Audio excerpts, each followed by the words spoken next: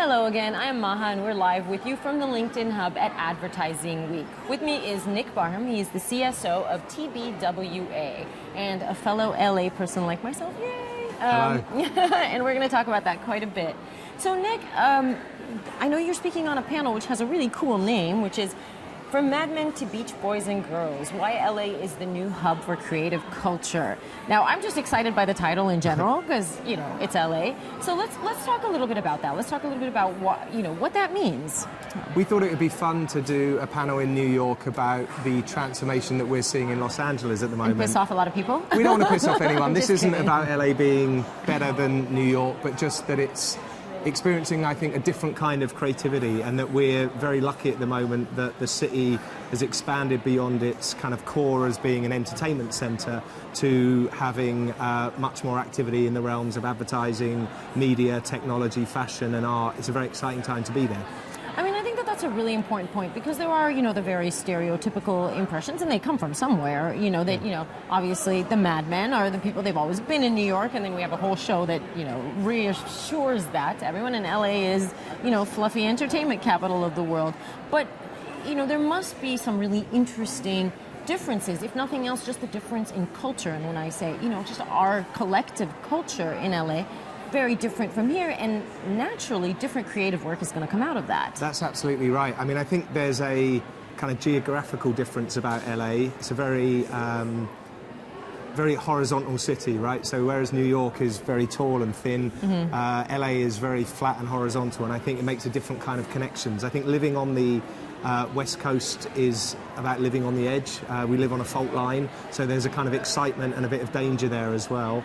And then there's also the proximity to San Francisco and Silicon Valley. And what we've seen in the last kind of 10 or so years is the tech companies that are operating out of San Francisco are really coming down to Los Angeles to tell their story. So let's talk a little bit about some of the cool creatives that you feel have come out of LA and could only really come out of LA, essentially, and maybe some examples of that. Sure. Well, we're very lucky to work with brands like Apple, Netflix, Airbnb, and all of those companies are really representing a different kind of brand, a different kind of company. They're looking at the economy differently, and so we're privileged to work with them and help to tell their stories. So talk to me about a few examples, some really cool creatives that you think, we just got this right, and it's very LA, or it's very West Coast. Sure. I mean, I'm not sure that the work that we make represents Los Angeles, the city, but I do think it represents perhaps the spirit of questioning, of optimism, of doing things differently. I mean, we work with Airbnb, and of course that company is changing the way people think about hospitality and travel, but it's also at a higher level changing the way that we think about our relationships with each other. So it's, making normal the idea that you can go to a stranger's house and stay in their bed, or as a host you can welcome someone you've never met into your home or your house and everything will be fine. And I think there's no coincidence that that's a company that was born on the West Coast, where there is a degree of openness, trust and optimism.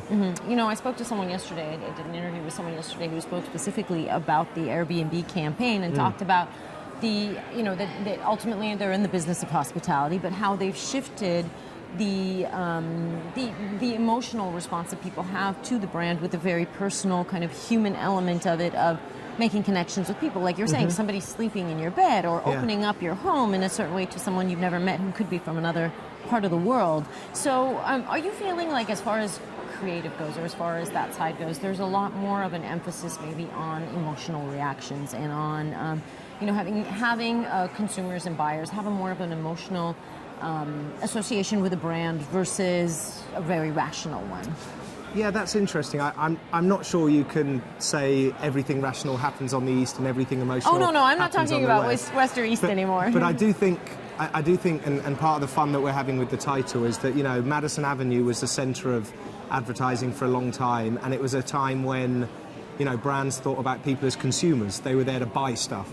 And I think we're now in an age when brands think about people as audiences, maybe even as people, and they're there more as to people? be. I know. Not as data, numbers, and not as programmatic subjects. Right, okay. Oh, you told me not to say that word.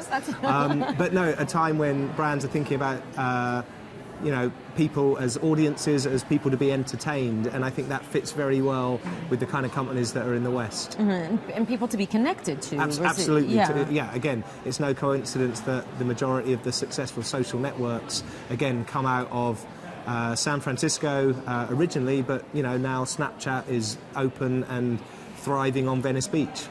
Are they really? Yeah, they're based in Venice Beach. Wow. And one of the reasons that Evan gives for being in Venice Beach is that he only has to step out of his office and be surrounded by humanity to see the full range of the people who are using it. Yeah, in Venice Beach, absolutely. Yeah. So I see you, you're a strategy guy ultimately, or at least your title says so, but we're talking so much about creative and we're even touching on tech and so on.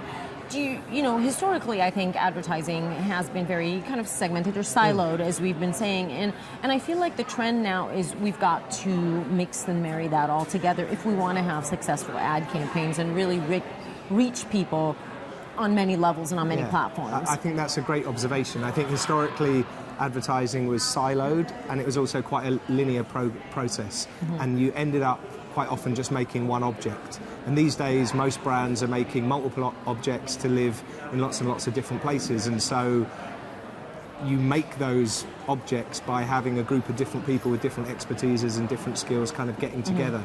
And I think things are a lot more back and forth. So our Chief Creative Officer, Stephen, always says that his best creative partner is a strategist, and he's always looking for the slightly more rational or more logical support for some of his more extravagant creative ideas. But yeah, I think the best creative cultures bring together right brain and left brain. They bring together people who love data and even programmatic stuff, and people and people who are much more attuned to more traditional creativity. You brought up the advertising process having been very linear, and that's changing. Do you think that's a reflection of the fact that even consumers or audiences are not having a linear experience anymore? I mean, with their access to real-time information all the time, their journey has changed. It's no longer a linear, predictable journey. I mean, it's everywhere. That's right. Yeah, I mean, they move between platforms and experiences very quickly and are exposed to all of these different streams of stimulation. And so I think any creative process has to kind of match that, has to be fuzzy, has to be flexible, has to be responsive. Absolutely. Well, good luck convincing everybody tomorrow. No, I'm just teasing. No, and thank you so much, and enjoy the rest of Advertising Week. A lot of interesting stuff being talked about. It's been a pleasure. Thank you very much. Thank you, Nick.